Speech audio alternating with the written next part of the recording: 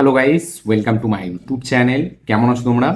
এখন আমরা কথা বলবো হচ্ছে রায়ান গসলিং স্টারার রিসেন্টলি এবছরই মার্চের 20 তারিখ রিলিজ হওয়া একটি সিনেমা, যেটার নাম হচ্ছে আমাদের প্রজেক্ট হেল ম্যারি, যেটাকে আমাদের ইন্ডিয়াতে ঋত্বিক রোশনও করেছিল, মানে প্রমোশন করেছিল ফিল্মটা রায়ান গসলিংয়ের সাথেই। তো এই প্রজেক্ট হেল ম্যারি, যেটা একটা সায়েন্স ফিকশন ফিল্ম, ঠিক আছে? তো এই ফিল্মটা আমি ফাইনালি এখন কমপ্লিট করলাম। কেমন লাগলো আমার এই রায়ান গসলিং স্টারার ফিল্ম, যেটার নাম হচ্ছে প্রজেক্ট হেল ম্যারি, যেটা একটা সায়েন্স ফিকশন ফিল্ম। ফিল্মটা আমি দেখলাম, এখন কেমন লাগলো সেটা এই ভিডিওর মধ্যে কথা বলবো। তো চলো ভিডিওটা শুরু করা যাক। তো কেমন হলো এই ফিল্মটা, এক লাইনে যদি আমি এই ফিল্মটাকে রিভিউ করি, এই ফিল্মটা মানে যখন বেরিয়েছিল ট্রেলার টিজার, ঠিক আছে, তখন অনেকে দেখে ভাবছিল যে এই ফিল্মটা নেক্সট একটা মেবি ইন্টারস্টেলারের লেভেলের হতে পারে, ঠিক আছে, কারণ ফিল্মের কিছু সিকোয়েন্স ভিজুয়াল আমাদেরকে যেভাবে দেখানো হয়েছিল, তো সেটা দেখে সত্যি একটা মানে আপনি এরকম ভাবতে পারবেন যে হয়তো আমরা ইন্টারস্টেলার লেভেলের কিছু দেখবো।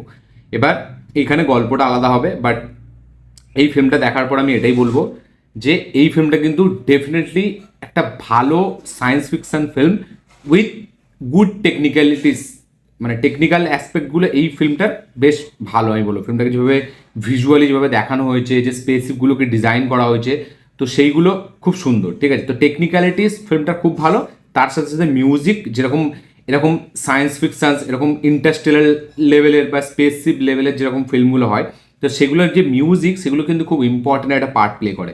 তো এইখানে কিন্তু মিউজিকটাও কিন্তু দারুণ একটা পার্ট প্লে করে এবং মিউজিকটা সত্যি বেশ ভালো লাগে শুনতে।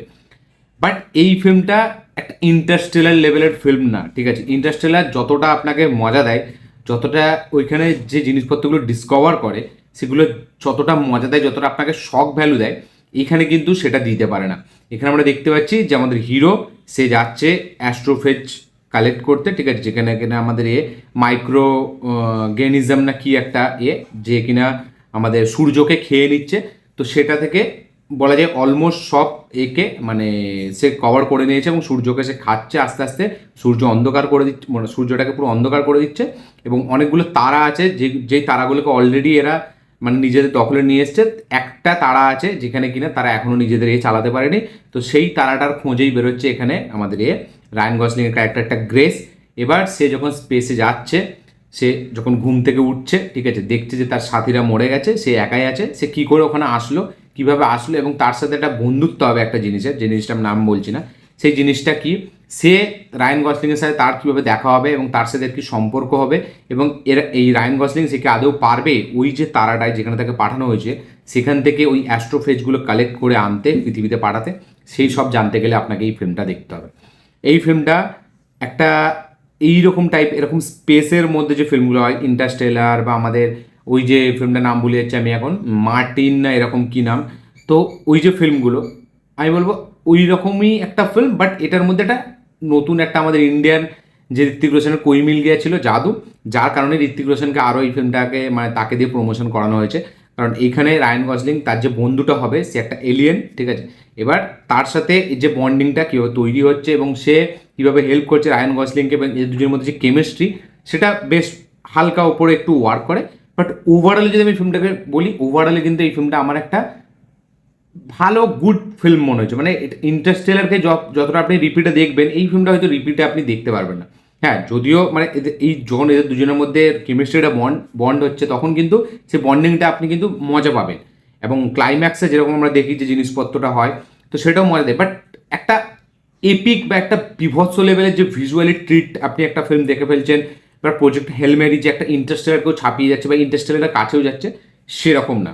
ডেফিনেটলি ফিল্মটা টেকনিক্যালিটিস ভালো, বাট এই ফিল্মটা একটা বিভৎস লেভেলের হেভি ফিল্ম না। বাট ফিল্মটা কিন্তু বক্স অফিসে ভালো কালেকশন করেছে, 600 কাছাকাছি একটা বক্স অফিস কালেকশন করেছে, 600 মিলিয়ন, যেখানে বাজেট 200 মিলিয়নের কাছাকাছি।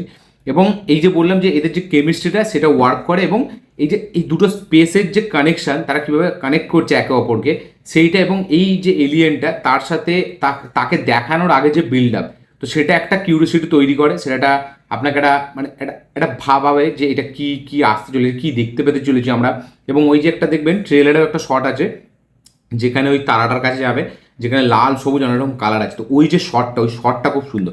ভিজুয়ালি ফিল্মটা ডেফিনেটলি হেভি, এবং ফিল্মটা খুব মানে হেভিভাবে বানানো হয়েছে, ট্রিটমেন্টটা খুব সুন্দর, এক্সিকিউট ভালো করে করেছে। বাট স্ক্রিন প্লেটা আমি বলবো না যে বোরিং তা না, বাট এইরকম ধরনের ফিল্মে এরকমই স্ক্রিন প্লে হয়, এটা আমরা জানি। বাট এখানে তবুই তো আমি বলবো এই যে একজনকে দেখে যে তার যে বিল্ড আপ, তার সাথে যে বন্ডিং, সেটার জন্য কিন্তু স্ক্রিন প্লেটা আরও তবুই জমে যায়, ঠিক আছে? কারণ এমনি এই ফিল্মগুলো ছাড়া আরও যে স্পেসিফিক ফিল্মগুলো আপনি যদি দেখেন সেখানে কিন্তু স্ক্রিন প্লে এর থেকেও আরও ডাল, ঠিক আছে? বাট এই ফিল্মটা সেটার থেকে কিন্তু অনেকটা বেটার। ওভারঅলে যদি ভিজুয়ালি একটা এক্সপিরিয়েন্সের কথা বলি, আমি থিয়েটারে যখন আপনি দেখবেন এই ফিল্মটা দারুণ একটা ওয়াচেবল, একটা দারুণ আপনার একটা ওয়াচ এক্সপিরিয়েন্স কিন্তু আপনি পাবেন।